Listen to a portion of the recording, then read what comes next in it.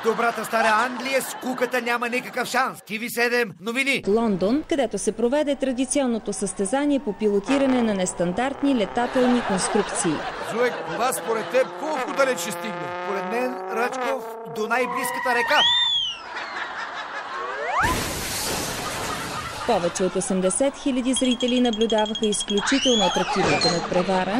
Да видим още един английски шедьовър в забавленията. Нова телевизия «Календар».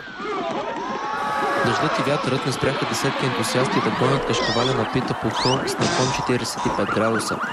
Участници бяха дошли от всички точки на света – Япония, Австралия, Съединените щати. Въпреки реалната опасност от сериозни травми, състезателите се пуснаха безстрашно по склона за радост на над 3000 души. По-скоро за нещастие на местната ортопедична клиника. Както всяка година, Питата кашкавал се оказа доста бърза. Чуде се само, защо е този кашкавал, след като едва ли на някой участник му останал здрав съпоставки. След като натъркаляхме 20 на души, да врътнем и няколко автомобила. Нова телевизия «Календар». На стадиона Уимбълдън в Лондон се състоя не по-малко опасно състезание.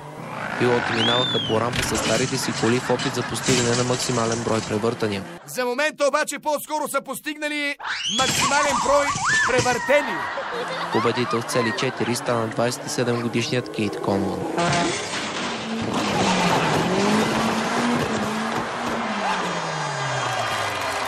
Новините на BTV ще ни направят съпричастни към още едно масово убийство на свободното време от англичани. 180 островитяни, повечето облечени в шантави костюми, се впуснаха в щура надпревара през скалните води на река Блекуотър в провинция Есекс. Това не е просто състезание. Това е героичен сблъсък между мъже, жени и 400 метра дебела кална ивица. Героичен сблъсък ли? По-скоро ми прилича на коледна паника в Кочина.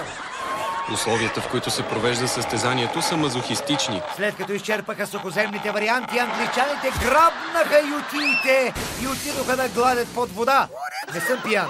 Правилно чухте. TV7, сутрин 7. Цели 128 гмуркачи взеха участие в подводното гладене, като трябваше да изгладят за 10 минути кърпички.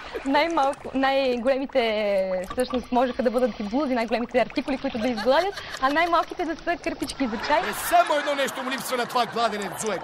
Няма атмосфера, бе. За атмосферата не винаги е необходим кислород, Рачков. Нещата, които са ти нужни, са кислороден апарат, няколко добри приятели и херметичен телевизор. Есекс в Англия, където 114 души наблюдаваха световната квалификация между Англия и Украйна под вода.